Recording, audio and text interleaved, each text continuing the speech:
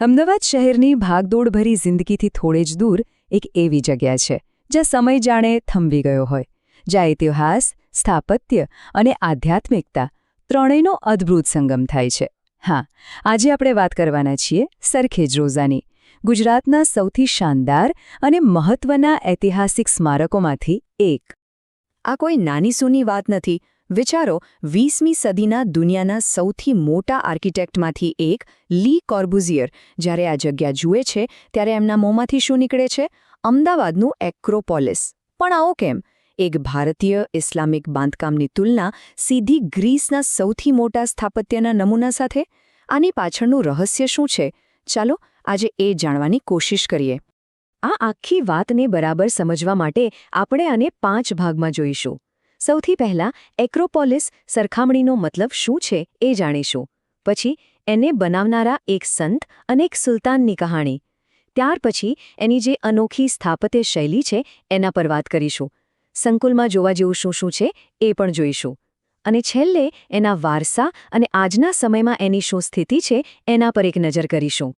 તો ચલો શરૂ કરીએ આપણા પહેલા સવાલથી. અમદાવાદનું એક્રોપોલિસ? આખરે આ સરખામણી કેમ? જો, એક્રોપોલિસનો સીધો સાધો મતલબ થાય છે એક ઊંચી ટેકરી પર બનેલો કિલ્લો, જેમ કે ગ્રીસના એથેન્સમાં છે. એને સ્થાપત્ય અને કળાની દુનિયામાં એક શિખર માનવામાં આવે છે. હવે લી કોર્બુઝિયરને સરખેજ રોઝામાં કંઈક આવું જ દેખાયું. એમને એની ભવ્યતા, એની ડિઝાઇનમાં બે અલગ અલગ શૈલીઓ જે રીતે ભળી ગઈ છે એ બધું જોઈને લાગ્યું કે આ પણ સ્થાપત્યનું એક શિખર જ છે. એની ડિઝાઇન અને આસપાસના વાતાવરણમાં એક અજબની શાંતિ અને સંતુલનનો અનુભવ થયો એમને. તો આ ભવ્ય જગ્યા બનાવી કોણે? એની પાછળ 2 મુખ્ય પાત્રો છે, એક સંત અને એક સુલતાન.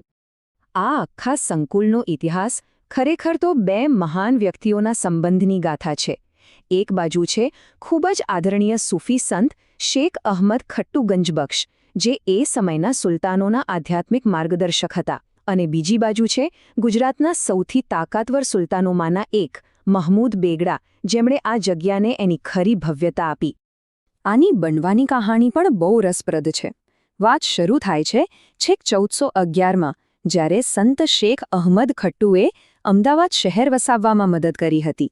પછી 1445માં એમનું દેહાંત થયું. એમના ગુજરી ગયા પછી 1451માં સુલતાન મોહમ્મદ શાહ બીજાએ એમની યાદમાં એક મકબરો અને એક મસ્જિદ બંધાવી. પણ ખરી મજા તો પછી આવી. 15મી સદીના અંતમાં સુલતાન મહેમૂદ બેગડા આવ્યા અને એમણે આખી જગ્યાનો કાયાપલટ કરી નાખ્યો. એક મોટું તળાવ, આલીશાન મહેલો અને શાહી કબરો બધું જ એમણે બનાવડાવ્યું. સારું, હવે વાત કરીએ એ વસ્તુની જે સરખેજ રોઝાને ખરેખર સૌથી અલગ પાડે છે, અને એ છે એની સ્થાપત્ય શૈલી. એની બનાવટ જે સાચે જ બીજે ક્યાંય જોવા ન મળે એવી છે. અહીં એક શબ્દ બરાબર પકડી રાખવા જેવો છે: સંગમ, એટલે કે મિલન. અહીં 2 શૈલીઓ મળે છે, હિન્દુ સ્થાપત્ય અને ઇસ્લામિક સ્થાપત્ય. પણ એટલો જ નહીં, અહીં 2 દુનિયાઓનો પણ સંગમ છે. એક તરફ સંતનો મકબરો એટલે કે આધ્યાત્મિકતા, અને બીજી તરફ રાજાના મહેલો એટલે કે દુનિયાવી શાન. આ બંનેનું અદ્ભુત બેલેન્સ અહીં જોવા મળે છે. આ જુઓ, આ બહુ જ રસપ્રદ છે. સામાન્ય રીતે ઇસ્લામિક બાંધકામમાં શું જોવા મળે? મોટી મોટી કમાનો અને ગોળ ગુંબજ, બરાબર? પણ સરખેજ રોઝામાં જુઓ, અહીં હિન્દુ અને જૈન મંદિરોની જેમ થાંભલા છે, સપાટ છતો છે અને સુંદર કોતરણીવાળા ટેકા છે. આ જ તો એનું જાદુ છે. આ જ એની સૌથી મોટી ખાસિયત છે. હવે સવાલ એ થાય કે આવું મિશ્રણ થયું કઈ રીતે? તો થયું એવું કે સુલતાનોએ સ્થાનિક કારીગરોને કામે લગાડ્યા, અને એ લોકો થાંભલાવાળા બાંધકામમાં માહિર હતા. અને હા, અહીંની જાળીને તો ભૂલાય જ નહીં. પથ્થરમાંથી કોતરેલી એ ભૌમિતિક ડિઝાઇન. એ જાળીમાંથી જ્યારે સૂરજનો પ્રકાશ અંદર આવે છે ને, ત્યારે અંદર જમીન પર પ્રકાશ અને પડછાયાની જે રમત રચાઈ છે એ જોવા જેવી હોય છે. અને આ બધી જ ઇમારતોને વચ્ચે આવેલા તળાવ સાથે એટલી સુંદર રીતે જોડી છે કે જાણે બધું એક જ હોય. તો ચાલો હવે આપણે આ વિશાળ સંકુલની અંદર જઈએ અને જોઈએ કે અહીંના મુખ્ય આકર્ષણો કયા કયા છે. સૌથી પહેલાં તો આવે છે શેખ અહમદ ખટ્ટુનો મકબરો. આખા સંકુલની સૌથી મોટી અને સૌથી પવિત્ર ઇમારત. એની બરાબર બાજુમાં છે જામા મસ્જિદ. એકદમ શાંત અને ખુલ્લી જગ્યા.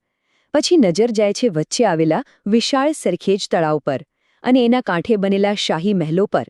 અને છેલ્લે ત્યાં છે શાહી કબ્રસ્તાન, જ્યાં સુલતાન મહેમૂદ બેગડા અને એમના પરિવારની કબરો આવેલી છે.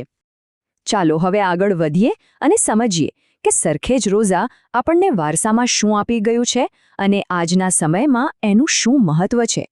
સમજો કે આ જગ્યા માત્ર એક જૂનું બાંધકામ નથી, એ ધાર્મિક અને સાંસ્કૃતિક એકતાનું જીવતું જાગતું પ્રતીક છે. એક સમયે સૂફી સંતો અને સંગીત માટેનું મોટું કેન્દ્ર હતું.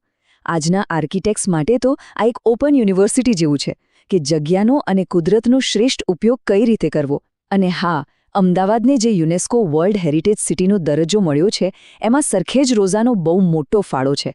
આજે પણ અહીં કેટલાય સાંસ્કૃતિક કાર્યક્રમો અને હેરિટેજ વોક થતા રહે છે. વચ્ચે એક સમય એવો પણ હતો જ્યારે આ જગ્યાની ખાસ સંભાળ લેવાતી ન હતી.